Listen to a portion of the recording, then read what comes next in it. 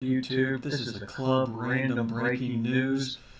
Bill Maher just dropped another video, another interview he did with presidential candidate Marianne Williamson. They get into a spirited debate, and Bill Maher, he says, our government is a reflection of the people. And I agree with Bill on this. Even though Marianne Williamson is very smart and well-spoken, and I have to admit, I wasn't too, didn't know who she was. And we'll go over that before we get into the video. If you don't know who she is, like I did not know who she is. Let's go over her Wikipedia page real quick before we get into the video here. So, Marianne Williamson, took me down at the bottom there. Marianne Williamson, born 1952, is an American author, speaker, and presidential candidate. She began her professional career as a spiritual leader of the Church of Today, a Unity Church in Warren, Michigan. Williamson has written several self-help books, including A Return to Love, Reflection on the Principles of A Course in Miracles in 1992, which became a New York Times bestseller. She was launched into prominence by Oprah Winfrey, being a frequent guest on her daytime talk show and becoming known as Oprah's spiritual advisor. Wow, okay. Williamson ran unsuccessfully as an independent for California's 33rd Congressional District in the United States House of Representatives in 2014, finishing fourth with 13.2% of the vote. She ran for the Democratic nomination for president in 2020, eventually dropping out and endorsing Bernie Sanders. She is running again in the 2024 Democratic Party presidential primaries. Williamson's presidential platform calls for a federal minimum wage increase, reparations for racial injustice, addressing climate change, and creating a U.S. Department of Peace. Okay, interesting. Williamson has been actively involved with charity work, founding such organizations as Center for Living in 1987, Project Angel Food in 1989, and the Peace Alliance in 1998. She sits on the board for Results, a nonprofit group which is dedicated to finding long-term solutions to poverty. Wow, okay, very interesting. So she was born in Houston, Texas. All right, well, let's get to it.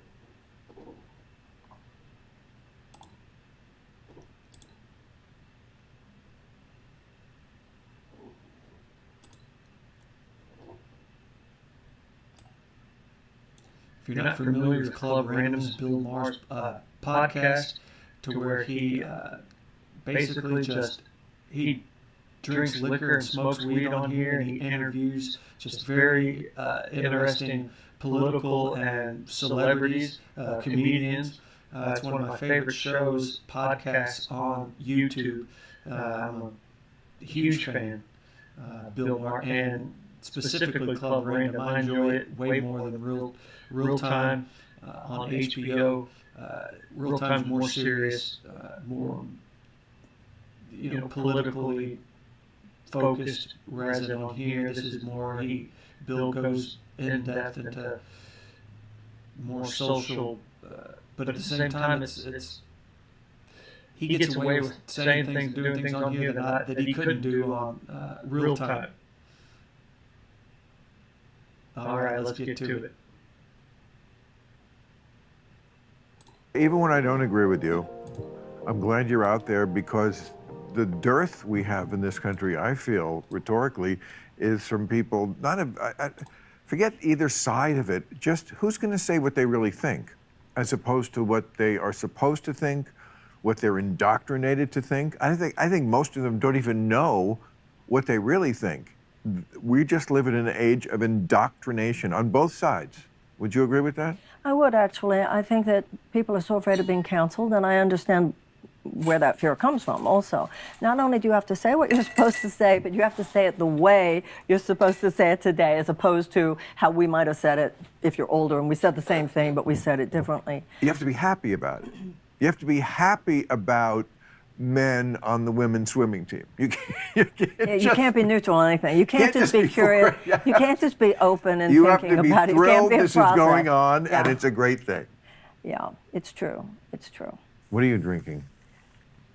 Arnold Palmer without alcohol. That's what I drink when I go out to a restaurant. Because I don't want to drink. But here I can have my soda that doesn't have bad sweeteners in it. But are you on the campaign trail? I am. I am on the campaign trail. That You better must be believe it. grueling. It is grueling. It is very grueling. It's a mix of awful emotional roller coaster and really exhilarating at the same time. What's the exhilarating part? Talking to people. You know, the American people are not the problem. The sclerotic political and media systems that suppress and thwart the will of the people is the problem. But when you actually just are out there talking to people, people would ask me, what was your experience last time? And it's even more so this time, that the system, the political media industrial complex, is even more corrupt than I feared, and the people are even more wonderful than I hoped. I don't agree. And again, I'm glad you're here because we can be honest about this and say we appreciate each other for saying what we think our truth is. But I sort of understand why, as a politician, even if you didn't really believe that, you have to say that. You can't start. No, I don't say things you have to say. I'm not running saying things. So you I think really, we have different experiences, that's all. I'm just saying, I don't think you can ever separate the people from, you know, this government that's thwarting the will. Not in a country like this. Yes, of course, in behind the Iron Curtain, the will of the people was not what the East German government wanted. That's certainly not the case. I think our government is a reflection of the people. I think you let the people off the hook a little too easily. The reason we have the people we have, it's you know, they didn't get there by answering a want ad. Well, They got there because people voted for them, and their policies and politicians, yes, tell people bullshit, but you know the main reason they tell them bullshit? Because if they tell them the truth, they'll throw them out of the race. okay, so what you need is somebody who doesn't mind being thrown out of the race. Somebody's got to tell the truth. And when you just said you think I let the people off the hook too much, in the way I see it, you let the government off the hook too much. Because if you look at poll after poll, for instance, the majority of Americans, both Democrats and Republicans, want universal health care. If you look at the polls, the majority of Americans, including Democrats and Republicans, want tuition-free college and tech school. If you Okay, so she changed it. You know, she changed the conversation. But what Bill was saying and what she originally was saying was that, what she started off saying was that the media is corrupt, but the people of America were good. And Bill was saying that no, that the media reflects the people. So he was saying that there's, you know, that the American people, to an extent, are corrupt. And that's why that our government and the media reflect the citizens of America, which is something, a very powerful statement of how our media is today, both videos, print, journalism, in all of its aspects, radio, that it's us as a people, as Americans, we have changed to where Bill's touching on that we are somewhat corrupt, and that's where a reflection, and our media is a reflection of this, and that it's gotten more vile. But she changed the subject and went on to you know, universal health care and whatnot. But just that original just bomb that Bill just dropped is just, you know, that our people reflect. Our people are a reflection. Our government is a reflection of the people, and not just the government, but also our media, which is just fascinating. Bill's the man. Let's continue. look at the polls, the Of majority course they want free things. I want ice cream No, too. those things aren't free. They are how your own tax dollars are Marianne, used. come on, what easier statement could you ever make in politics than people want? Yeah, they want. That's not where the rubber meets the road. The rubber meets yes, they want free health care. What kind? What are they willing to sacrifice for it? Are they willing to? I mean, why don't we have good health care in this country? It's because they never really learned to tame the corporations. Exactly my point. Okay, But who lets that happen? The government, people. the legislators who are doing more to Right. serve the profit-making goals are of their elected corporate by the people. sponsors. No, oh, Bill, come on. Somebody I know. sends Ted Cruz to Washington. Well, that's Texas, my home state, so I can say it. So, Well- yes, but the obfuscation, Bill, and the suppression and the thwarting, and I know that. I'm running for office. Yes, I'm in the sure. belly of that beast right now, From the and I know left how as they well. manipulate narratives. Absolutely, the left as well. You know, it seems to me that if you have any two Americans. You were talking about the indoctrination before. If you talk about any two Americans just having a conversation, we tend to kind of get down and get real and get authentic as Like much. us now. Yeah, you and I would do that. We're do doing that. it. Right. Okay, but hold on. And that's one of the values of your programming always for years now. But hold on a moment. My point is that when it comes to our collective public political dialogue, we have been trained to go stupid. We've been trained to do exactly what you said. When it comes to our public conversation, we're indoctrinated and we think in terms of slogans and we Right. think, and you see it on the left as well as the right. You see it right now with the Democratic Party. This codependent relationship with the DNC. They say Biden is the one. Can we have some independent thought here? Right. Can we have maybe some exposure to other candidates? But I think that what I find in my experience is that people hear that and are kind of yearning for a more meaningful public conversation. I agree with her 100%. That it's once somebody gets into power of both either the Democrat or the Republican parties, there's all of these candidates that are running that you don't hardly hear anything about them. And so that's what's great about this podcast. Somebody who's uber famous like Bill inviting other candidates, and giving them a platform that otherwise that they wouldn't get, and they wouldn't get the audience that he provides for them. And that's the power of YouTube, really, right there. And I mean, just look at it that, I mean, what kind of show is this? I mean, he's got a presidential candidate and he's got a marijuana blunt that he's about to light up. You know, I mean, it's just Club Random. It's a one-of-a-kind show. But there's a lot of obstruction to it. And the media chops the wood and carries the water for the political elite. The mainstream media. Absolutely. All enabled by the people. All enabled by those corporations, which are giving the money to the government. Corporations are people. And did you just say corporations are people? Not in the that's legal. Mitt Romney. No, that's not in the legal sense. I mean, corporations are made up of people, and people benefit from corporations. And apparently, Americans are not that up in arms about corporations. Now, I agree. I think it's starting to happen. Corporations do have a stranglehold on this country. I've always said and on it. our government. Socialism is. I think it should always have been called capitalism plus. Do I think we? Socialism's capitalism plus. Oh man, download it on the Roku. But Bill hits the nail on the head again, and that they're disagreeing a little bit right here. That there's a little friction between them because Bill states it again that corporations are corrupt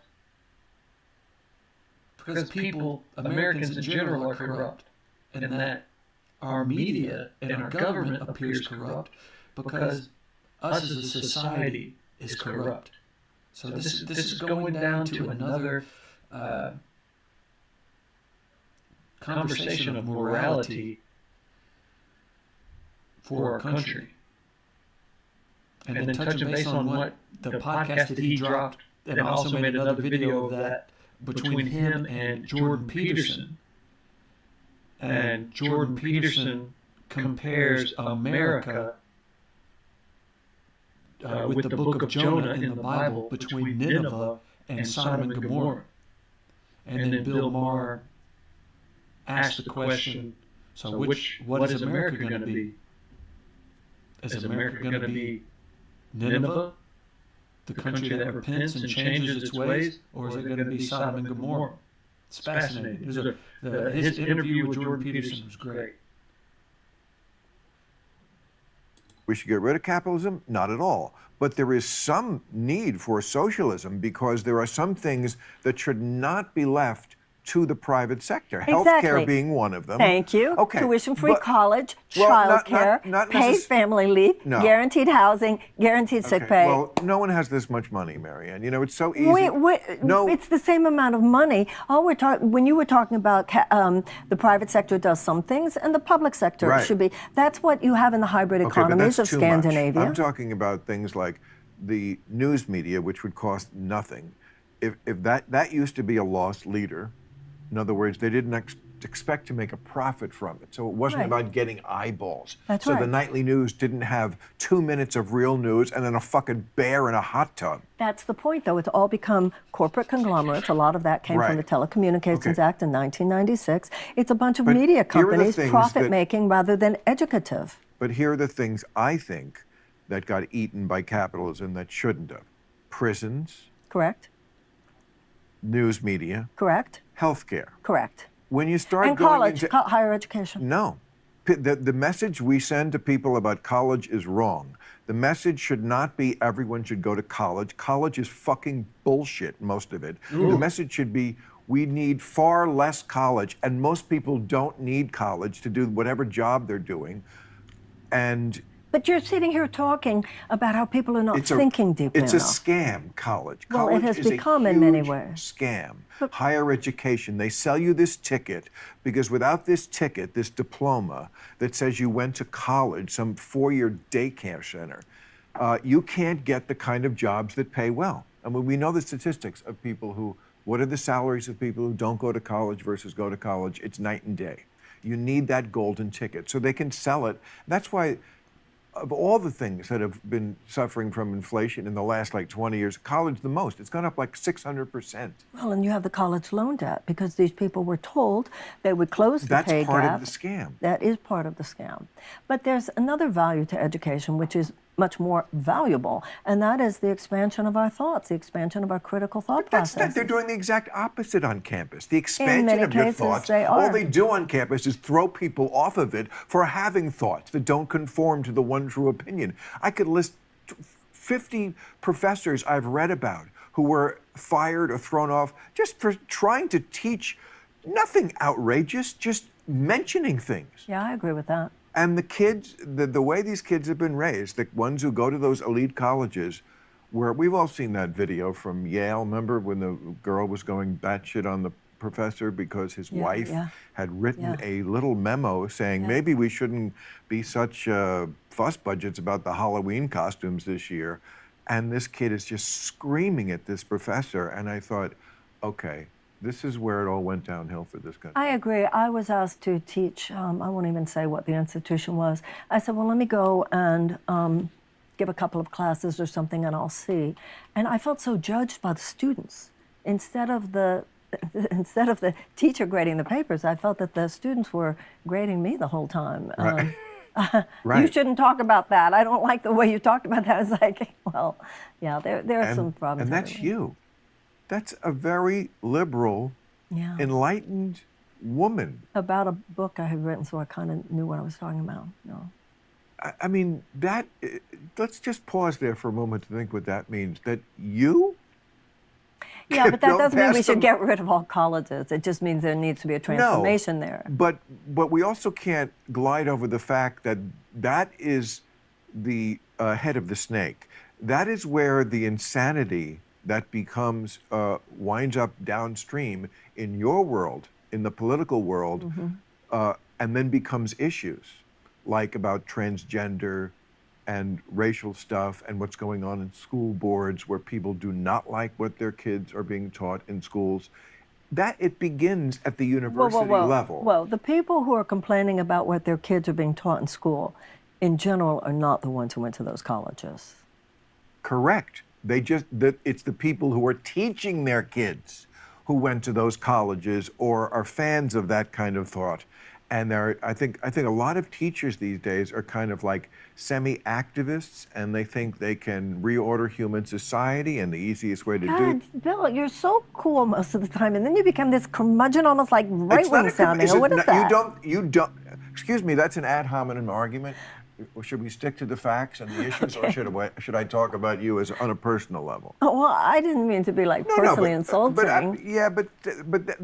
I get that sometimes it's like, well, I can't really argue with this on the facts, so I'm going to say, oh, you're a mean old man who's saying get off my lawn. Okay, and that's not what I am, and let's just stick to what's the reality. Okay, so I'm sorry. Let's go to the reality. Ooh, there's some friction here. And it was interesting that how he was talking about how if people have a problem with Marianne Williamson, that she said that she tried to teach a class and these uber liberal students had a problem with her, and he made a note that these kids think what you're saying is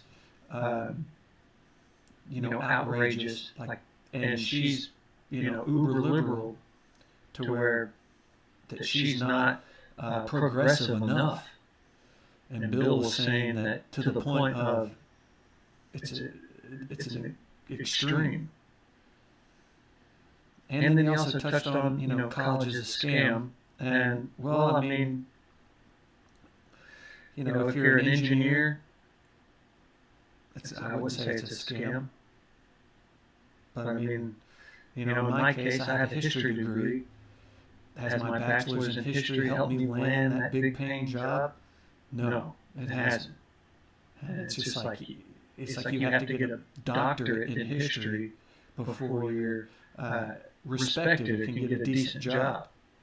Or, I mean, you have to go get that extra degree, that graduate degree, or go to law school or what have you. So it's just like, okay, yeah, you have to go into $200,000 into debt before you can go get a job that pays you $50,000. So, I mean, in a lot of ways it is, but I feel like my degree has made me a better person, a more thoughtful person. However, as far as it being financially a meal ticket or financially rewarding, not up to this point. So in a way, I hear what Bill's saying, and millions of other Americans, are right there with him.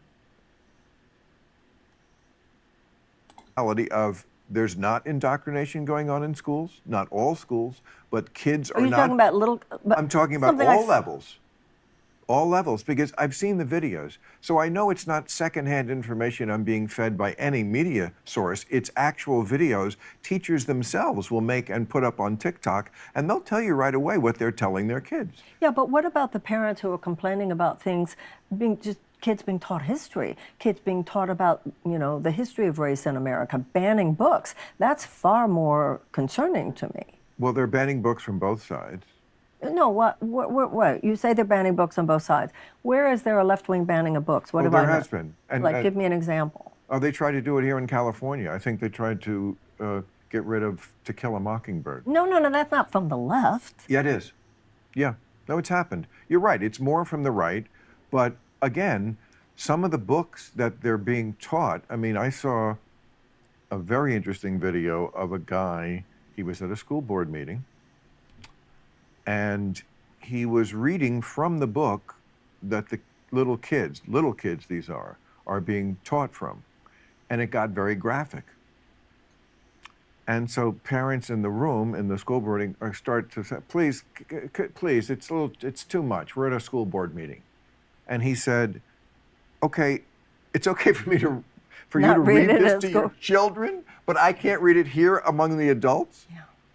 Now, excuse me if I told that story before, but it bears repeating. I mean, it's not a story. I saw it. It's again, one reason I like to watch things like that is because, okay, now I'm getting stuff firsthand. I'm not getting a New York Times report of what happened at the school board meeting. I'm seeing it. Well, I think you're right that there's this fringe element on both left and right. There's no doubt about that. And Eisenhower was, famously said that the American mind at its best is both liberal and conservative. I mean, there are high-minded conservative values and high-minded liberal values, and we all need to recognize that and listen to other people rather than judge so quickly. And but given your experience that you just relayed to me. You don't want to say the college, but I'm sure we can look it up. Oh, yeah, it was Union Theological Seminary. Okay, all right. So a seminary. even the kids at the seminary are woke. Oh my God, this is worse. Yeah, than it was I thought. actually. That is fucking amazing. Yeah. Okay, so given that situation, just anecdotally, you don't feel like there is a problem in the educational system in this country, that it's too much indoctrination, too little actually learning anything? I mean, how about the fact, I know we should teach history plainly and for real. And by the way, even back when I was in school, they did teach us about slavery. They did teach us it was wrong. We didn't dwell on it like they do now, but yes, and we should have been teaching more about that period and more about that and how bad it was. Yes. Okay. But now I think we've gone to a level where that's only what they teach, is kind of areas where they want people to have a political view on something.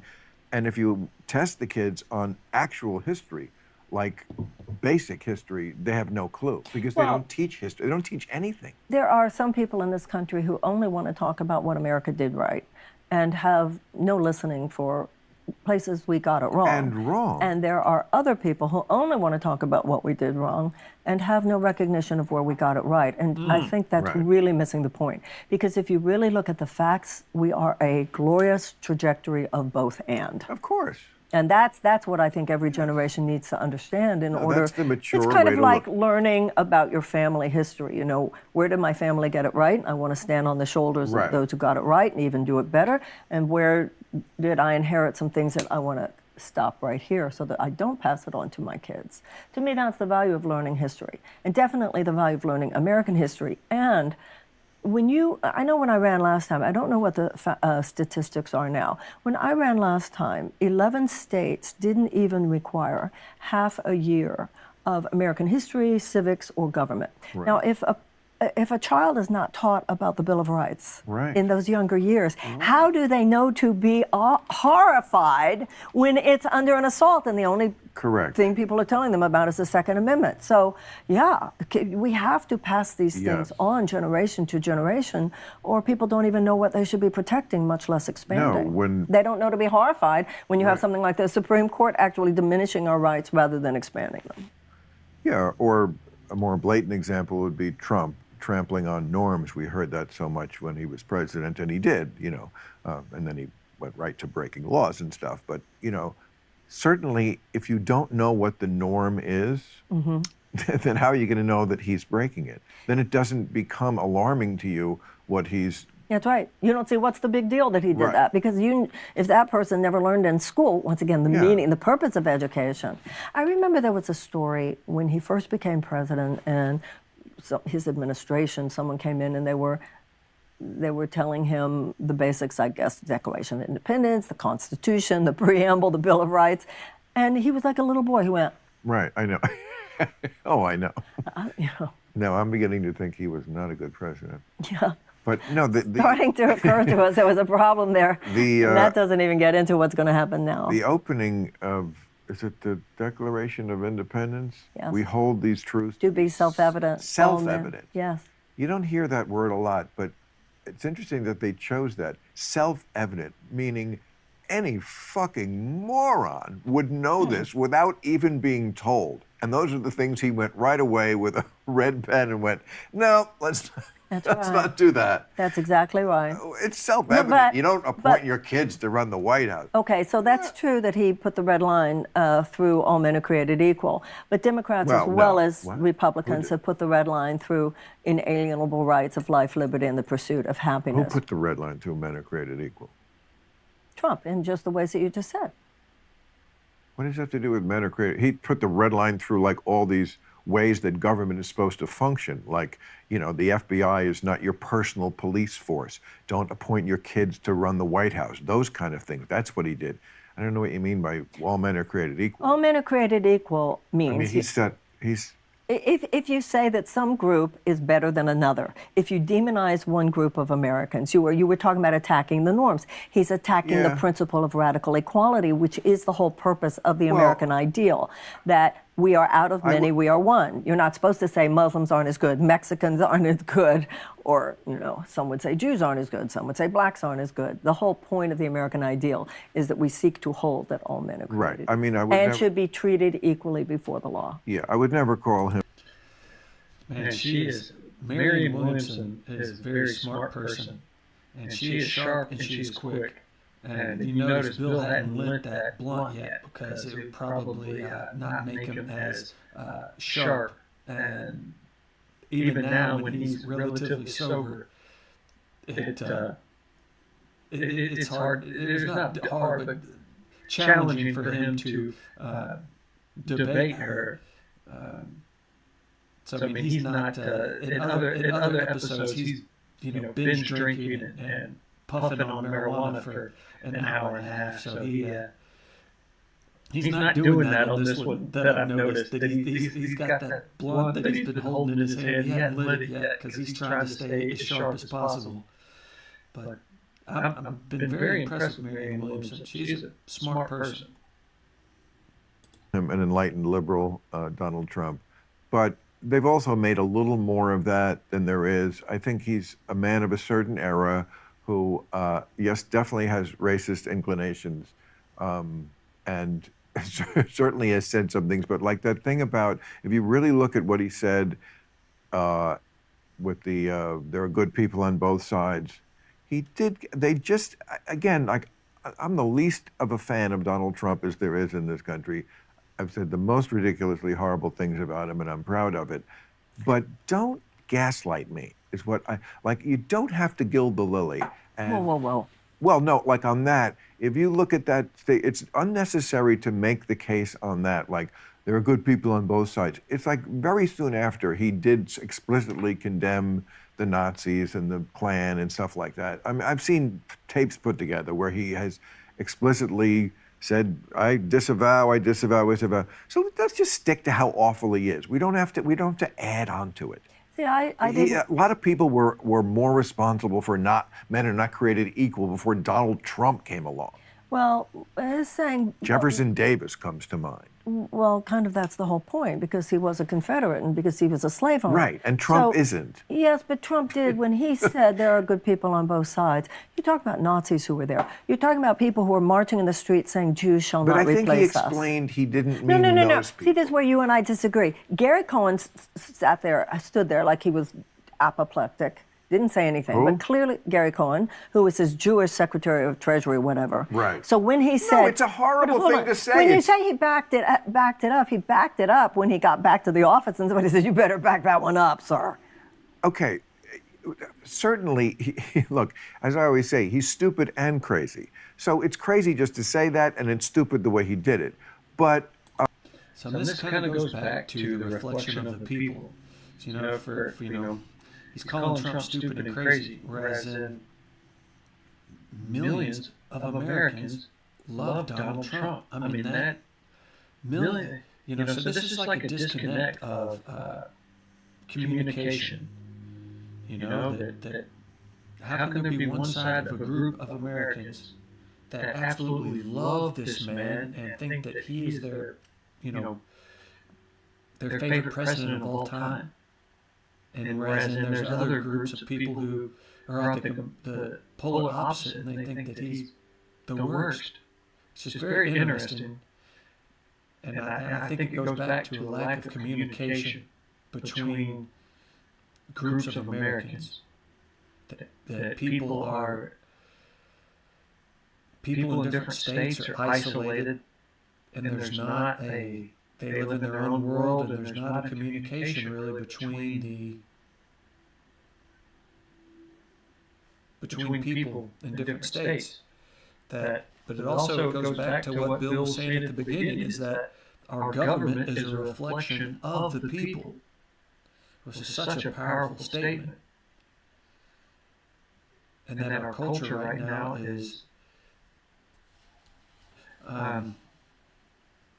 it's changing and evolving very fast.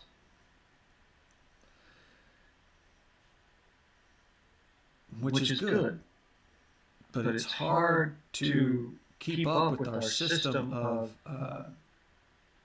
government with all the new voices that are being heard, because our society is evolving so quickly.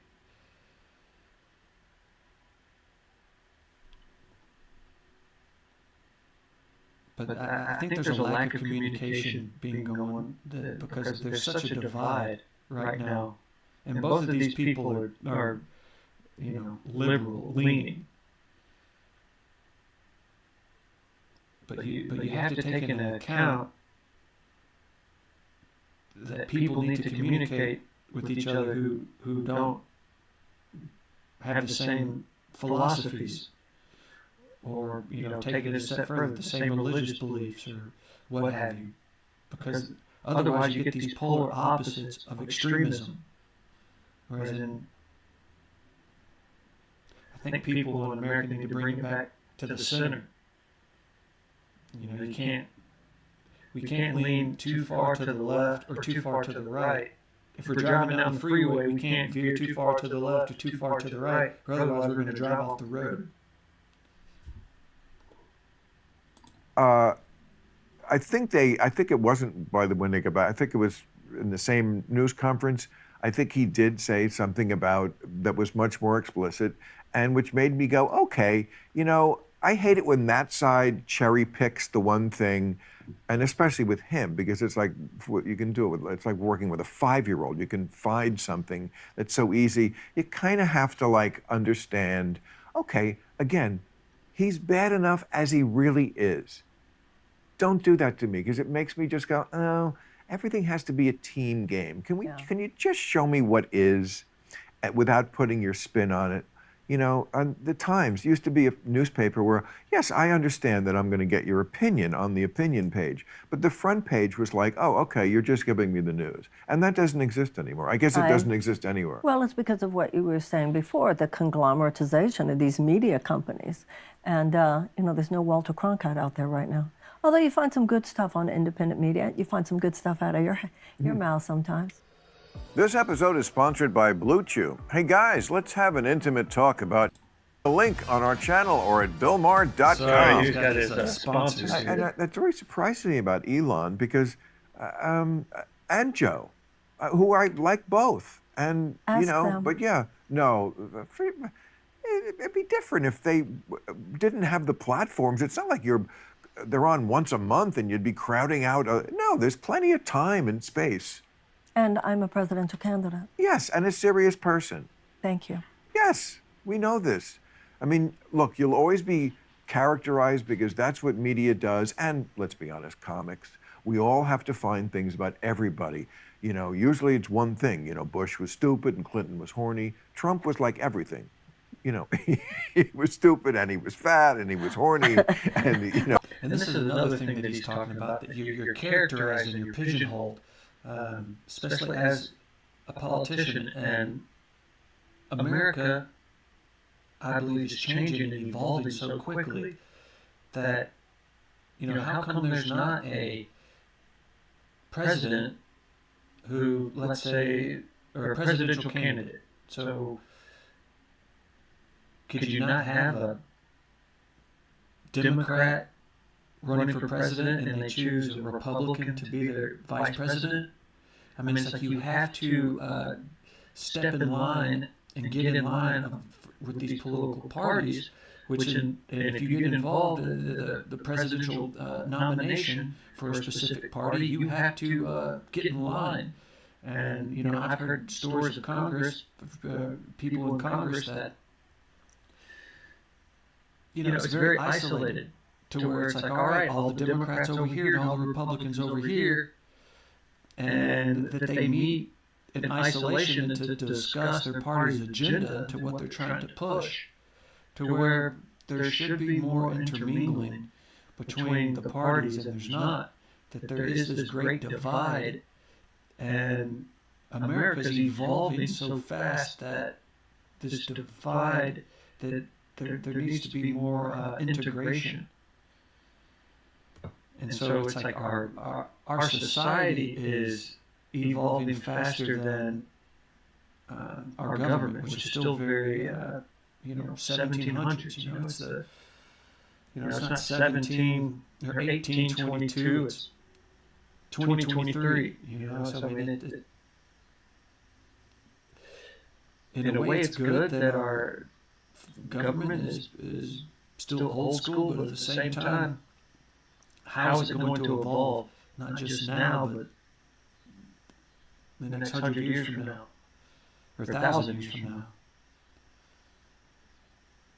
The orange face didn't Right, know. orange face and a mushroom dick, and it would just like never ended with that guy. But with you, they had to be the crystal lady or the because you have this background in spirituality. And look, you know me, we're kind of not on the same page with that either. But it in no way stops me from liking you or thinking that you're not serious, and also realizing I could be wrong. Maybe you are right. We'll find out. It'll all come to an end, and it'll be like, oh, fuck, Marianne's here. At a certain point, it will all be very clear. Really? You think so? Well, that's my thought about what happens at a certain moment of death. I'm very But that's interested. where you and I would be very... Well, tell me what happens. I'm interested. Well, I do believe that consciousness survives death. How? Well, there's Like consciousness, like a ghost, like a... I think the brain is the transmitter of consciousness. I don't think Right. consciousness emanates But from I mean, in the what brain. form does it live on after we... Formlessness. Formlessness. So it's like we can't even imagine it, We right? can't even imagine it because it's beyond what the mortal mind can grasp. Because it's beyond the concepts of time and space. Well, I mean, I'm not going to say there's a lot of Pure evidence ultimate truth, pure ultimate reality. Man, that our brain is the transmitter of consciousness, and that consciousness lives on. That's just like a Wi-Fi signal. And you know what? I think the interview with Jordan Peterson, and Jordan Peterson is serious about his Christian faith, and that Bill respected him for it. And even though he's disagreed with this, I think it's causing Bill to, like you said, he's interested. He's becoming more interested in his spiritual journey and his spiritual faith. So it'll be interesting with Bill, who claims to be an atheist, but grew up Catholic Jew, that how this progresses for him, because he seems to be way more interested right now in not just spiritualism, but different religions than he has been in the past. Like he, several years ago, he's changing as far as like his God's pulling on him. He'll be going to Bible school before. He'll be going to Sunday school before too long. Okay. I mean, again, I'm not going to say there's a lot of evidence for a thing like that. I mean, we are just imagining this and saying it could be the truth because faith is. Because I'm thinking of it. Right. So you're. But I think in terms of the kinds of things that you and I are very concerned about politically, it's not going to be until after we die that some things are made clear. Some things are being made very clear right now, such as climate change and its catastrophic results. There are things happening on the planet right now that should be causing us beyond grave concern. And the fact that we are right now in the midst of this heat, according to all indicators, this is going to be the coolest summer of our lifetimes. The storms, the tornadoes, the floods. And at a time when we should be ramping down fossil fuel extraction, we are ramping up fossil fuel extraction. And if we elect either one, whether Trump or Biden, any of the status quo candidates, we will continue to ramp up fossil fuel extraction because of the undue influence of big oil. Do you ever take a private plane? I have, but I wouldn't do it anymore. You would never again take a private plane? Well, I will say this. I recognize that there's something wrong with it now, in a way which when I lived here, someone might have said there were a few times that there were private jets. Probably someone you and I both would know, they're going to go to New York. So you don't take a private plane to campaign? No, I mean, I'm not at that point in my campaign. Right. But you got a good point. And what if your campaign did catch fire and you had to do the kind of schedule that candidates do where they do take their own plane? You wouldn't take it? I don't know. I have to really think about that because there would be an argument of the legitimacy of that. That's kind. It's funny because Bill just calls her out on her self-righteousness. All these environmentalists talking about, the glaciers and climate change, but yet they're jet setting around the world in their private plane. How much pollution is that causing? How much fossil fuels is that wasting? And look at him laughing because, he just calls them out on their just being hypocritical and, self-righteous, that it sounds good to say all this stuff about climate change. But they're all full of it. As they're jet setting in their private plane. She's like, well, yeah, if I had the money in my campaign, I'd fly around in that jet.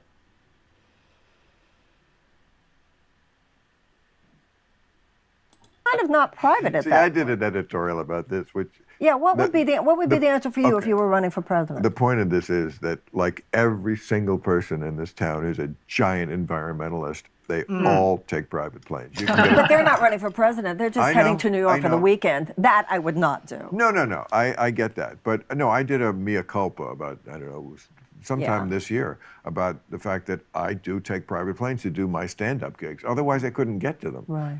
But it's still something I don't have to do. But I'm tired of being a phony about it, or I was. And so I just said, look, I can be called a bad environmentalist. I can live with that, but I cannot be called a hypocrite. And all these other people are fucking hypocrites.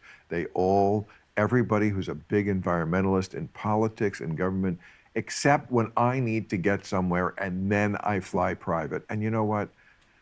God bless them, because the bigger point I was trying to make is, look, I believe as much as I ever did that this planet is dying and burning, and It is dying we have and to do burning. something.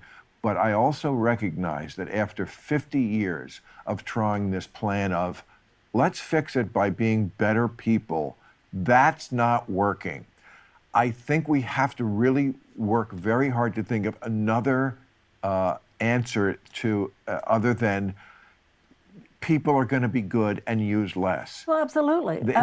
People are selfish and are going to do, and it's very hard to tell the people in China and India who haven't had air conditioners and cars for all these years, and now they're becoming a giant middle-class society that can afford them.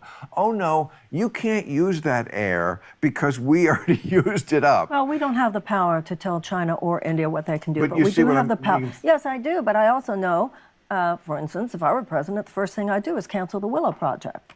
Biden that? has. What is the Willow Project? Is that the The Willow Project is Alaska? the $8 billion ConocoPhillips oil Yeah. extraction project in Alaska, which completely nullifies all of the green energy Okay, investments but in the here- Inflation but- Reduction Act. But here's the thing, you're attacking it from the wrong end, and they've done this before. Germany said, okay, you know what we're going to do? We are going to get rid of all our nuclear because we don't want any nuclear, and that's no good. And then what happened is they had a shortfall, and they got ahead of themselves, and they needed more energy. So what did they have to go back to? Coal. So by getting rid of nuclear, which is the cleanest, they went back to something worse. And I feel like we're doing that also. How are we doing that? Well, because Biden. He's given When more oil drilling permits even than Trump did. Yes, because people need oil and they're going to use it. And it doesn't, and this idea that we were not going to talk to Saudi Arabia, remember when they killed the journalist and they cut his head off Yeah. with the bone saw? And it was like, we don't talk to you anymore. Of course, this year Biden was over there That's sitting in right. a gold chair, holding hands with a man So and why would drinking we be coffee out of a supporting him? thimble. So why would we be supporting him, honestly, Bill? Because if we're going to use the oil, why not American oil? Does Saudi oil not ruin the atmosphere? Of course it does. It doesn't. If you're going to use the oil that is not going to hurt the country while you're trying to figure out how to get off of oil. And also, again, we need to really work on the idea that maybe there is another way, because again, I'm losing faith in the people can be tamed to, and again, this is your thing about the people are good people. Well, they're not good on the environment because you cannot get that. If you ask in a poll, do you think we should be doing more with the environment? Yes. Next question. How much would you be willing to spend a year to do it? It's always like less than $100. But those This is kind of going back to what he said, Bill said at the very beginning, saying that our government is a reflection of the people, and that in Bill's opinion, that the people of America are corrupt and greedy and hypocritical, and so that's why it seems like the media and the government are a reflection of that. And maybe that's why there's so many political divides, because that's how our society is.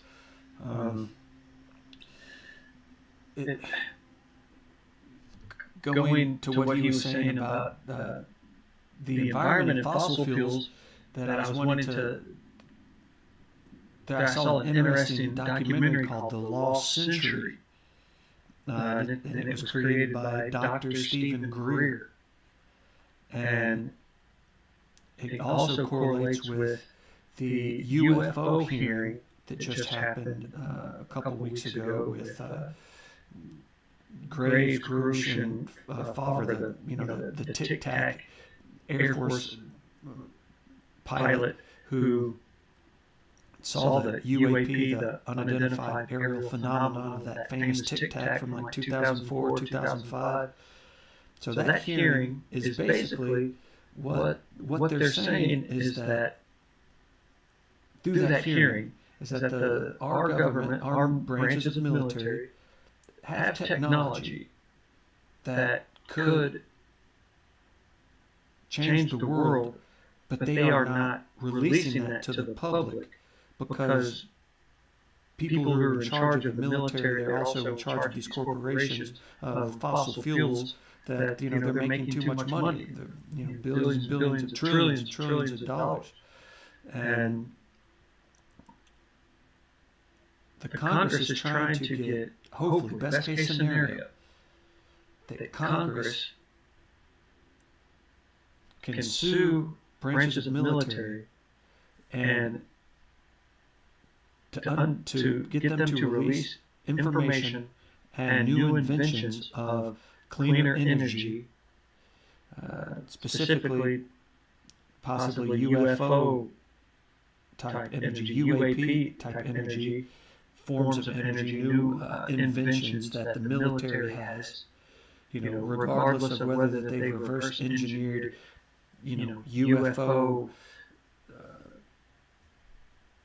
alien technology, or if it's just top secret technology that humans have invented. But regardless of the technology that they're trying to sue them for, and if that information is released to the public, it could change the world. And this documentary by Dr. Stephen Greer, it's free on YouTube, you can look it up, that it's about that the last 100 years that our government has had this technology, that they've been sitting on it because they've been making so much money off of fossil fuels, that even though that they've solved the energy crisis, that they have this, they basically have the technology to have free energy for all over the world, that they haven't released that out to the public because they don't want to, because they're making so much money, and that's what's fueling our military industrial complex. So they want the world to stay dependent on fossil fuels, even though that we have the technology right now, and we have the inventions right now to otherwise change the world. An example of that is cell phones. So the first cell phone was released to the public in the United States in 1985. Well, our military had cell phones and briefcase phones during World War II. So it was 40 years that the military had this technology before that they released it out to the public. So it's something similar to that, except it would be clean burning energy generators. Like your home would be off the grid, but yet you would have power. And this would give people in rural villages and communities all over the world, in Africa, India, and China, billions and billions of people who don't have electricity and air conditioning. And Bill talked about that too, briefly, saying that, it's very hypocritical of Americans telling, Chinese that, you can't have air conditioning, when they're just now, Chinese the middle class is just now getting to where people can afford these technologies that we've had for 50, 60 years, where it's been fairly common for the majority of Americans. And Americans really are oblivious to the poverty, worldwide poverty, that the majority of Americans' dogs live better than the majority of human beings on planet Earth. But no, check out The Lost Century by Dr. Stephen Greer. It's a good documentary. Polls, As those for polls, $100 a year, yes, I'll fix the environment. those polls so obfuscate. We need to make we need to mass mobilize, World War II level mass mobilization for a just transition from a dirty economy to a clean Wow, that economy. sounds like a lot of big government. And I agree Oh my God. no, and I agree government does have to get involved. Yeah, I mean, Bobby Kennedy says the discipline of the free market will fix it. No, I don't believe that No. necessarily either. But the idea of World War II mobilization sounds to me like a lot of dictating to people how they're going to live in a way that is going to backfire. It has to do with massive investments Specifically. in green energy. But we're doing that. I mean, Biden. Once again, he says that with the investments, green energy, very healthy green energy investments in the Inflation Reduction Act, that is true. But the Willow Project completely nullifies the value of those. And also the $858 billion defense budget. The U.S. defense establishment is the single largest institutional emitter of greenhouse gases. Of course. Yeah. Of course. No, Well, let's the change US, that. Oh, I mean, the U.S. military, I think if it was its own country, would be like something like the 20th biggest polluter in the world. Yes, correct. I mean, it's Single largest institutional one. So we've been taught to limit our political imaginations, and we must break free of that. This is our grandchildren's lives we're talking about here. We must make this change. And you know, Franklin Roosevelt, when World War II, when Hitler started marching in Europe, the United States had basically nothing when it comes to a military. England had nothing. Right. And Hitler had been preparing his military for the last 5 years, plus every country he went into, he was able to absorb their industrial capacity. So what did Franklin Roosevelt do? He talked to the people. He educated people. He convinced people. This is something we have to do. And we did it. Piggybacking off that, and I think this is why, political parties aside, political philosophies are where you lie politically. This is something why I think Donald Trump became so popular is because of his communication with social media. That for the last 20 years, he's been very outspoken, that he had a platform that people rallied behind him, through his popularity as, television star with The Apprentice, to getting on board Twitter early, to be outspoken on Twitter early, good and bad, but he was able to develop a following that helped him become president. Whereas FDR, the fireside chats is what Ms. Williamson is talking about, was FDR during the Great Depression and the early part of World War II, that he had radio broadcasts that he would broadcast to the American people. I'm not sure exactly how often it was, if it was every week or if it was once a month. I'm not sure of the frequency of the fireside chats, but just imagine if the president had, instead of a State of the Union, that the president had that every week. That if the president had a 2-hour-long speech about an update of what's going on, for that week, or if he did, even if he did it once a month, how much more informed the American people would be.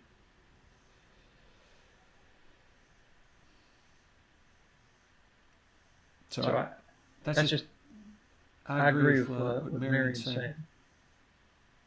That the president should be communicating more to the people at a time when everybody can listen, and that's in the evening.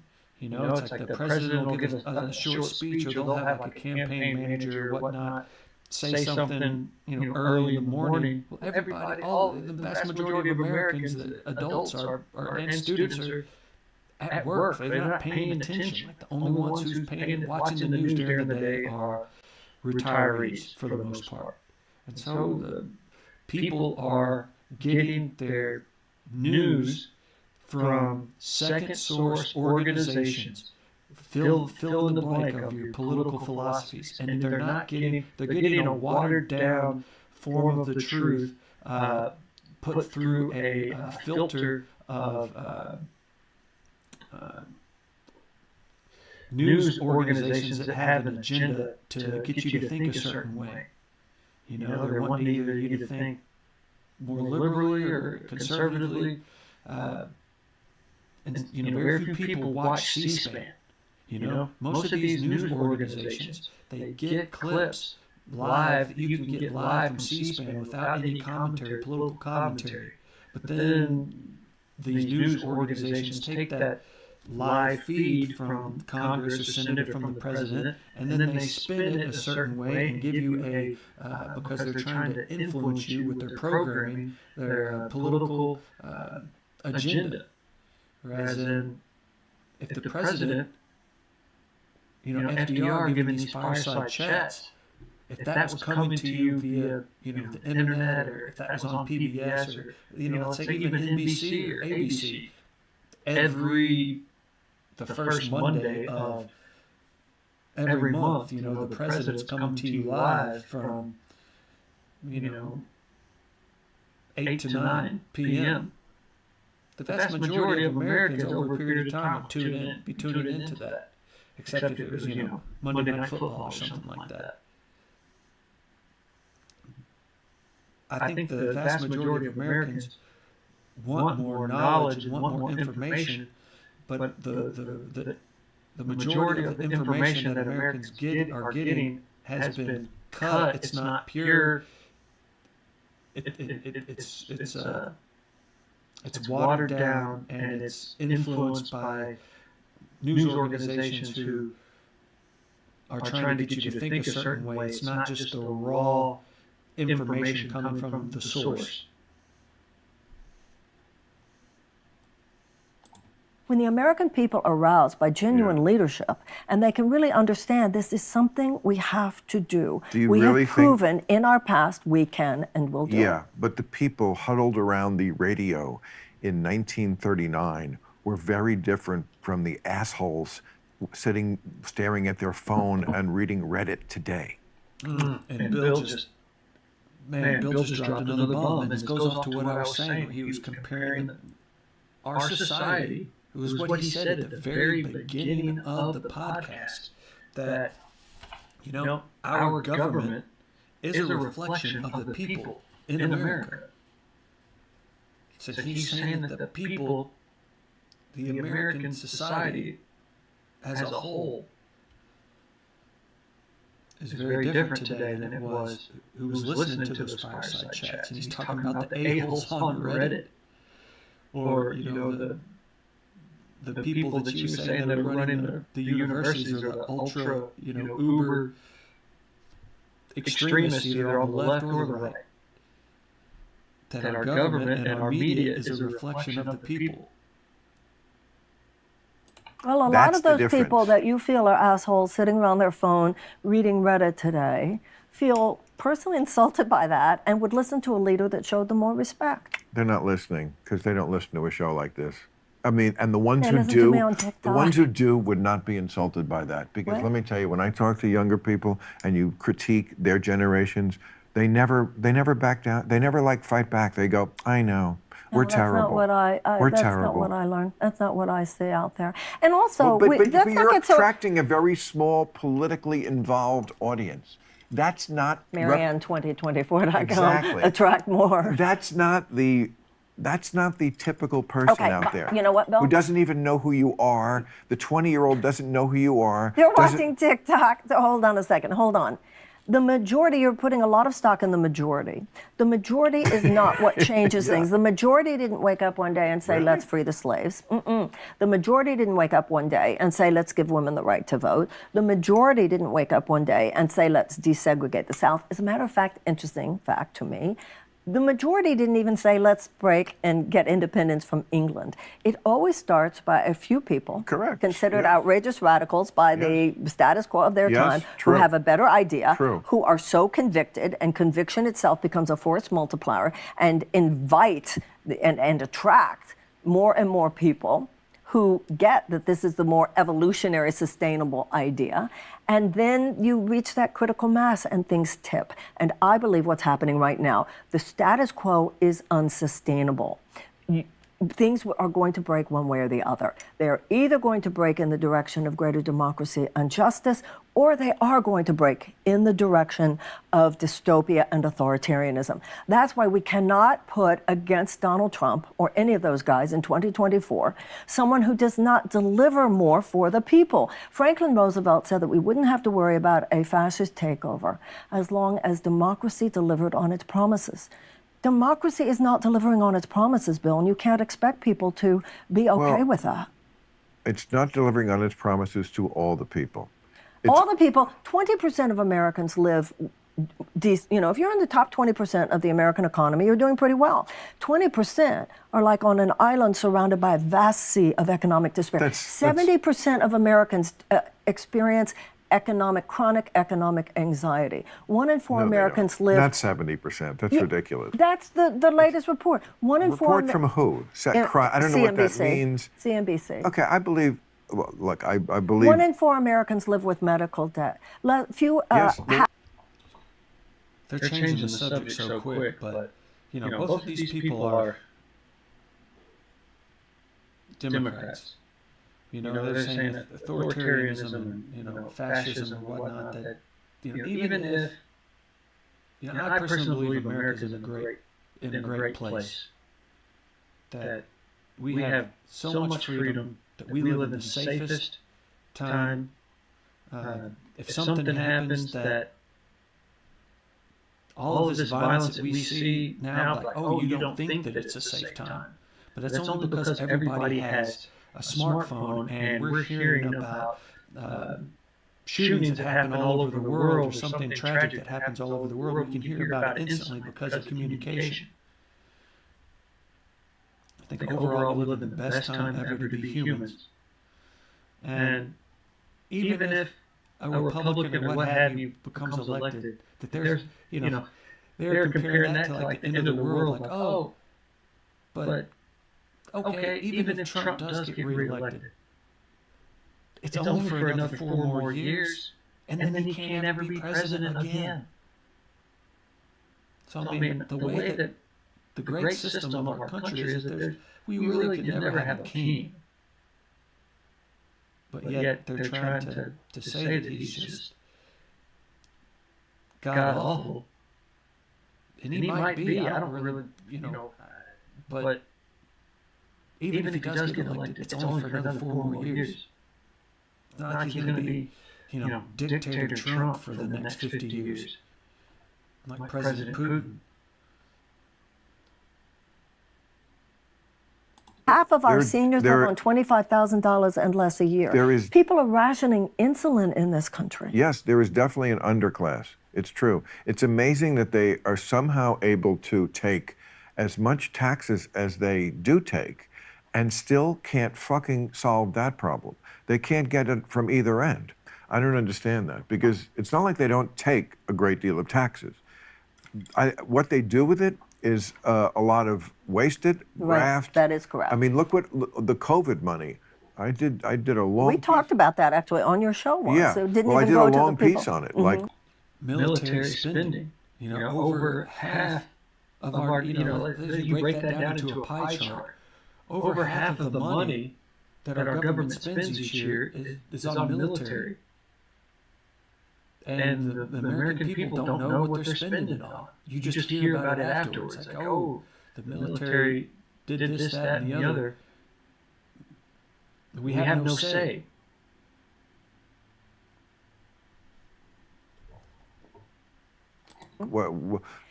At least half of that COVID money, and we're talking in the trillions, was didn't just even go to flat the out people who needed it. Stolen. They could have just given $60 to every person. It would have done more for people and to stimulate the economy. So yes, there is this underclass in this country. I agree. They're like 40% of the country, I think, could not absorb a like $1,000 $400 or something like that. Yes. Expense. So think of the anxiety that you would feel all the time I agree. to live with that. So we need to attack it on the level of cost. That's why we should have universal health care. That's why we should have tuition-free college and tech school. We should have those things which are given to the citizens of every other advanced democracy, including those, like you said, the hybrid economy with capitalism with socialist elements, so that you are taking care of let's not those pretend most. that we don't already have a lot of socialism. 'Cause Well, we have the police department is basically a socialist. Social Security? Yeah, so, which came from the Socialist Party. Okay, Medicare. But it's not Medicare for all. Unemployment? It's Medicare. It's not know. Medicare for all. Well, That's what Obamacare is getting very close to Medicare for all. we still have 85 million Yes. Americans who are underinsured or uninsured, and you have to be really like kind of buffered there are- emotionally if you think 85 million people does not matter. No, I hope I'm not the straw man who thinks 85 Yeah, million I'm not people. saying that you are, Okay. but I'm just saying when people say, "Oh, well, that doesn't matter." No, but I'm also saying that when you just ride around, you just see a country that does not look like it's falling apart. Bill. Like, my eyes also matter. It matters what I read and what people tell me. It also matters that I just live in this world and I travel a lot and I'm out in the city a lot. And a lot of people are just living their best lives. And they're not. America, but regardless of what the media might want you to believe, that America is still the greatest place to live on the planet. They're not all fucking rich. It's not all the top 20%. For all its horrible problems, this country still somehow, how we got through the pandemic and didn't go broke, I don't know. I mean, we probably will in the future. Maybe it's the inflation is part of that issue. But I just don't see a country where the people are just seething and unhappy when I'm out. And that has to count for something. You know where I was last night? I was speaking to teenagers on Skid Row. Do you know how many people are homeless in Los Angeles County on any given night? 70. If you go to Skid Row, you're going to. Okay. That's my point. You say you drive around, but where do you drive around? Okay. You don't drive too many miles. Of course. Why would I go to Skid Row? That's kind of my point. So you don't really, you say, I don't see anybody going through that. That's I right. don't. You're not driving Right. there. And most They're people more than don't. an underclass. Yes. There's this invisibilized Yes. field of suffering it's out there. not more than an underclass. It's an underclass. It's a too large underclass that this country, that it's a scandal that we certainly can't seem to address it. No. It's not that we can't address it. It's that in order to address it, you have to challenge the corporate bottom line. You either can allow short-term profits for huge corporate entities, insurance companies, pharmaceutical companies, big agricultural companies, chemical companies, big food companies, gun manufacturers, big oil and defense contractors, to be this corporate aristocracy that get theirs first. You can either have that, or you can have a government of the people, by the people, and for the people. Yeah, it's not that we can't, Bill. It's that we, at this point in this aberrational chapter of our history, do not care. The problem is that and our government is bought and sold by that corporate aristocracy. Right, but government, I mean, from both sides, we were just saying, a lot of that money was Biden money that got stolen. They passed out COVID money. Okay, so whether it's Republicans or Democrats, it seems like they both waste a lot of money, take a lot of money they shouldn't have. And corporations obviously live like fat cats too. Right. And corporations very often don't pay the taxes that they should. Yes, very often, Bill. Yes, and they should not be able to park all that money overseas. It's a traitorous thing to do. I agree. But what's the answer is to take that, I mean, I'm sympathetic to the idea that we take that money that you're parking in the Bahamas and not paying taxes on, and we give it to the government to fix these problems. But then I don't really trust the government to fix my problems, because they don't. Because they take... There needs to be more transparency. That they're both saying what's, who's that money in the government going to? That it needs to be that the people need to have more say to vote on where their tax dollars are going to. And right now we don't. And they're saying that people are imperfect and flawed. Nobody's perfect. We're all sinners. And if it was more transparent of where our government spending was going to, that as a whole, a collective whole of everybody voting on something, that as a whole we would get it right more often than not, because that's, if everyone in America was voting on what to do with our tax dollars, then really everybody would want to be more involved, and we would actually see Americans be more enthusiastic about the direction our country is going in. Because, I mean, right now we're basically left in the dark. Something like universal health care, it's not government run, it's government funded. It's just Medicare works, it's simply Medicare for all. Yes, and Obamacare is a success. I mean, with all the times that the Republicans tried to kill this, like they wrote like 70 bills in Congress trying to kill this, and then they tried to kill it through the Supreme Court, and they did manage to take out one of the legs of it, and it still works. But that's the point. How bad that's why if the Democratic Party would just do right by people, if the Democratic Party they didn't do right by passing Obamacare. Obamacare was the best he could do, right, given that the insurance companies said correct, you cannot go any further. Right. You take the greed of the insurance companies out, and we could go all the way. It's not the insurance companies; it's the pharmaceutical companies. Well, the pharmaceutical companies are why people are rationing insulin. It's why people are putting GoFundMe pages on the internet in order to pay for life-saving. The profit of the insurance companies is not. It was. I read this recently, and it was surprisingly low, lower than I thought. I mean, I'm sure that I think they've been back before Obamacare. They were getting away with murder. They have been somewhat tamed. That industry. There's a lawsuit right now with Purdue Pharma. They are the manufacturers of OxyContin. And they are trying to hurry up and quickly do a $6 billion bankruptcy chapter. They're trying to, the family who owns Purdue, the manufacturers of OxyContin, they're trying to quickly get this Chapter 11 bankruptcy case filed and over with, because we're trying to squeak by. Because once they filed for Chapter 11 and it went through, they would be exempt from getting sued from thousands of American families who've had a loved one overdose on the drug that they manufactured and pushed throughout America that have led to the opioid epidemic. They're saying that it originated from Purdue and OxyContin from the late 90s to early 2000s, that their sales reps were pushing it, and it's just been a whole,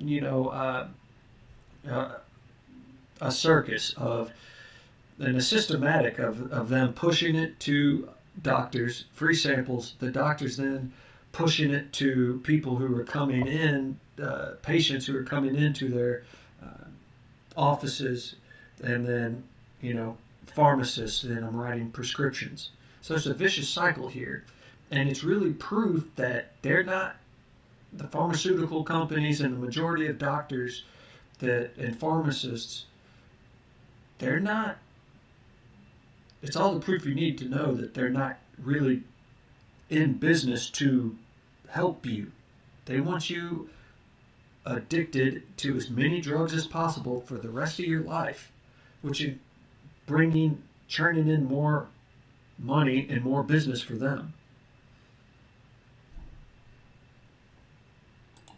But I mean, the system itself is just so fucked up that you can get a knee operation at one hospital, and in the same city, across town, it'll cost 5 times as much. There's no like sort of limit on gouging. That's all the more that's why we should have Medicare for all. Actually, well, do you know that the top 5, the total medical... Would that solve the gouging problem? Yes, absolutely. Even right now, the government has given away its right to negotiate these prices. Right. But the government does have marching rights, which means that they could go in there if a drug is developed with even $1 of taxpayer money, which is basically all drugs. The government actually has the right to go in there and lower prices, but too often, including now, they do not exercise that right because they don't want to piss off the insurance companies and the pharmaceuticals. The top top 5 pharmaceutical companies last year alone, their profit was $80 billion. And our medical debt is somewhere between 88 and 200 million. So do you think it will make a difference in this election that not just you, but you and Bobby Kennedy, both are serious critics of the pharmaceutical industry? Yes. Skeptical. I mean, I'm in the same camp of I don't agree with everything Bobby says. Don't know exactly where you are on this kind of stuff. I'm a medical skeptic of everything that includes vaccines. That doesn't make me, or I don't know, Bobby says he's not an anti-vaxxer. I think he's a little more anti than I am. But I want the decisions to be able to be my decisions, what I do with any medical intervention, including vaccines. I of course understand that they work. I'm not sure we are on the same page on that. I think he thinks that the vaccines may have done more harm than good. My view is that because Americans are in such bad shape, they needed a vaccine. So it did save millions of lives. That's my view on that. I was not one of those Americans who wanted it or thought I needed it and resent having to had taken it. Where are you on that?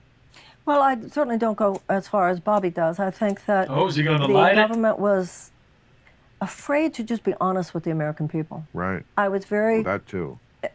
concerned. Bill finally lights his blunt right at the end of the interview, when normally that's the first thing he does. Marianne kept him on his toes all throughout the entire interview here. He was trying to stay sharp. That there was so little conversation about treatment. And I agree with what you were saying. I think a lot of the danger and the risk involved had to do with the fact that we're not a healthy society. Look how much higher the chronic diseases are here than they are in Europe. And it's all because of obesity, or almost all of it. A lot of it. Well, we have a sickness care system, as I said last year in last debate, rather than a health care system. And that, of course, has to do with the quality of our food, quality of our water. Look at a ketchup bottle, an American ketchup bottle, and the difference between that and a ketchup bottle in Canada. What is it? Oh, there are elements in the ketchup in the United States, unhealthy factors that would not be allowed in Canada. That's why you have all these companies. There's a company called Saint-Gobain that has a factory in Merrimack, New Hampshire, and it is just spewing PFAS into the water. And there's this huge what? PFAS, these forever chemicals that don't break down Oh, and yes. that are known carcinogens. Now, what are they called again? PFAS, P-F-A-S. But PFAS. this is what's so interesting to me. Saint-Gobain would not be allowed to do that in France. So like other companies around the world who are told by their governments, you can't put those kind of carcinogens in the food. You can't spew those kinds of carcinogens in the environment or the water. They say, that's okay, we'll go to America. They'll let us do it. Right. No, I know. Oh, I've been on that forever. So this deregulatory orgy that really began with Ronald Reagan, of course. And then they would call it job-killing regulations. And it's, But again, I got to go back to the people. Wow. The people have it in their power. We had a you probably were very aware of this living out here in California, a proposition some years ago to label whether GMOs. And the people voted no. I don't want to know what's in this shit. I mean, it wasn't like a proposition to get rid of the GMOs, just to tell me that the GMOs are in there, and they went TMI. Okay, so Okay, so what's a that lot about? of people. Well, first of all, that has to do with the incredible obfuscation and the billions of dollars that the other side spends. Remember when the Clintons tried to do a So you're universal saying health that care people thing? are too stupid to suss it out? No, it's both and, Bill. I mean, I'm not excusing intellectual laziness or anything, but with what you just said before, Oh, I was don't blame thinking, them. I can't suss it out either. When I see those ads on TV, vote yes to say no to say. It's like I don't know what the that fuck had you're to talking do about. a lot with the lift and the. Hold on. When you were saying before, the people, look at the millions of people who worked so hard to support Bernie Sanders. Yes. In 2016 and 2020, and saw the way the DNC suppressed his candidacy. The DNC even admitted in Yes. court that they suppressed his candidacy. Yes, they did. So you're talking to a lot of people who feel, God damn, Bill, I tried. Right, And and- they are cynical and they are depressed about it and they are frustrated and they are angry. And then when they hear someone say, you just need to work harder, no, the system needs to stop thwarting democracy and start facilitating democracy instead. And that includes our political parties. So, the Bernie Sanders thing, that's interesting. Their answer would be, Ooh, the DNC's no, answer? yes, the DNC, the people like the establishment, Yeah. the same people who have no imagination about everything. Correct. Okay, their answer about all of this, about you, I mean, the way they attack you and Thank Bobby you. Kennedy Thank you. in the New York Times, like this threat, you think Hitler was rolling over Europe again. Right, thank you. Jesus Christ. And we're in Pomona. And their trump card is Trump, because what they say is, and it's not an argument without heft, I'm not going to lie. Their argument is, with Donald Trump as the candidate of the other party, we cannot fool around with dividing at all. We just have to get behind the most likely, as unappealing as the candidate might be, that we have. There's one that did beat him before. He's the president. There's a lot of advantages to incumbency. And, you know, when you look at what Biden has done, if they do make the case, as always, Democrats are terrible at making the case, getting out of Afghanistan, turning a lot of the big money we spent towards stuff that was green energy stuff.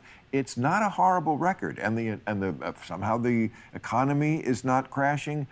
Okay, so that's that answer. It's not a horrible answer. I do think that we need more voices. I'm glad you're doing it, but I get that with Donald Trump circling like a shark, we cannot afford to throwing chum in the water. Okay, may I respond? Yeah. Okay, 2020. We're out of time. It was great to see you. 2024 is not 2020. In 2016, the Republicans had many candidates. The Republicans still won.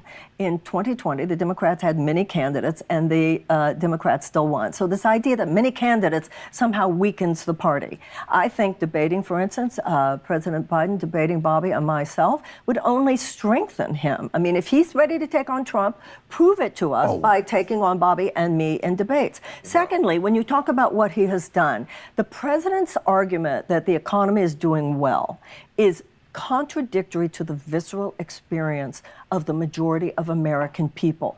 This is like the slow motion car crash of 2016 when Hillary said, let's continue with the success of the last 8 years. Millions of people said, what success? I'm drowning here. Those people are still drowning, Bill. Those people are still drowning. A third of America's workforce lives on less than $15 an hour and cannot find a place to live. I rode a bike on Venice Boulevard about 2 weeks ago. And you saw the homeless people. No, I didn't see any of them. I saw like a billion people who are not rich but living their best life and having a great fucking day in the California sun. Both are true, Bill. I mean, Both are true. What? Both are true. Both are true. Yeah, I'm not trying to take away from the wonderfulness of this country, but I am saying that there is a rumbling underneath an earthquake. And we need to deal with that earthquake. And that's the point. When you say before, they say we have a fascist at the door. You know what I say to that when people say to me, Marianne, how can you do this? Don't you realize that we have a fascist at the door? My response is, that's why I am doing this. These arguments you're making about Biden, I don't believe would beat the fascists. There was such a fear of him in 2020. This time, people are rethinking what is going on, Bill. And if we really, I agree with Roosevelt. You want to avoid a fascist takeover? Deliver for the people. Our agenda should be universal health care, should be tuition-free college, should be free childcare, should be paid family leave, guaranteed housing, an economic bill of rights, and a guaranteed living wage. That's how you beat Trump. That's how you beat Trump in 2024, and even more importantly, that's how you repair the country. You know these kids don't know who Roosevelt is, right? It doesn't matter. I'm just saying. I'm telling you. Let's get you a more. That's my brother says. My brother says, stop with the, Who can you be? Or something. Who can you be quoting that? But maybe I can't plagiarize. I can't plagiarize and Vin say Diesel. But this is why what you just said about basically free everything. This is why the DNC was attacking her, like she said earlier. It's why the DNC suppressed Bernie Sanders and his socialist agenda. Basically, the DNC, the Democratic National Committee, the Grand Old Party, Democrats, Republicans, that they're basically, two sides of the same coin. And it goes back to that documentary that I recommended, The Lost Century, about how our government is keeping technologies out of the public because it would limit, it would eradicate our need for fossil fuels. Whereas they don't want everything to be free. They want you to have to pay for it.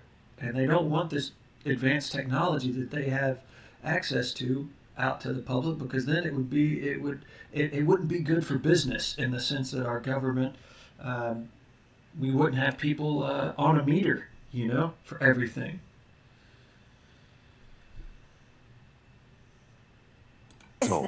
Somebody like that. All right, August 19th, I'll be at Ovens Auditorium in Charlotte, North Carolina. See America, it's happening. August 20th, the Township in Columbia, South Carolina.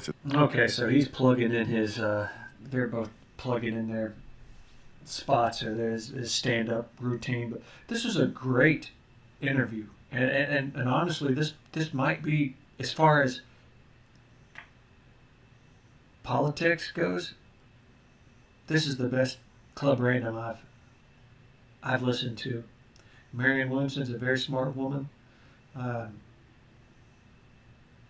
far as her winning she's got a tough hill to climb. Getting that Democratic nomination because she's so far left, socialist. With her supporting Bernie Sanders. That she's basically the female Bernie Sanders, and eventually they might could win. Is it going to be this election 2024? I don't know, but I mean, you see the polar opposites, extremes of the two political parties, and I feel like the Americans in general need to come back to the middle more on both sides. But maybe that's impossible. It's either going to be a fork in the road, and America, and that's what she said, either America's going to be authoritarianism, or it's going to be more socialist. And that's kind of like extremes, which is like the way that our society is right now. Is like, you have to think, polar opposites. Like, you can't have a middle path. And I think that there will be eventually, and that the majority of Americans will become more moderates again. But yeah, good luck to Marianne Williamson out there, and I'm interested to see what she does in the debates coming up, and interested to see what happens with this election with Trump and Biden and Robert Kennedy Jr. That's another. He has a very interesting. He did a Club Random interview with Bill Maher a couple months ago. That's really good. But it was more about him politically. There's more about him personally than politically.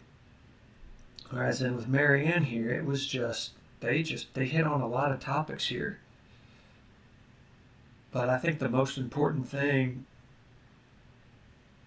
that was said was basically Bill at the beginning, and that our government is a reflection of our people, of the people, and that people think, the government and the media are corrupt. Well, he was saying, well, that's because the citizens of America are somewhat flawed. But still, I wouldn't want to live anywhere else. As flawed and imperfect as we are, God bless America. I wouldn't want to live anywhere else. It's still the best place on earth to live. And I think Bill and Marianne know that. But us striving to want it to be better. And that, for better or worse, that America is a role model for the planet Earth, that people are looking to America to lead the way. And we got to make sure that we're leading them in the right direction. All right, this is Kyle Graves Live. Don't forget to like and subscribe. Take it easy. I'm out.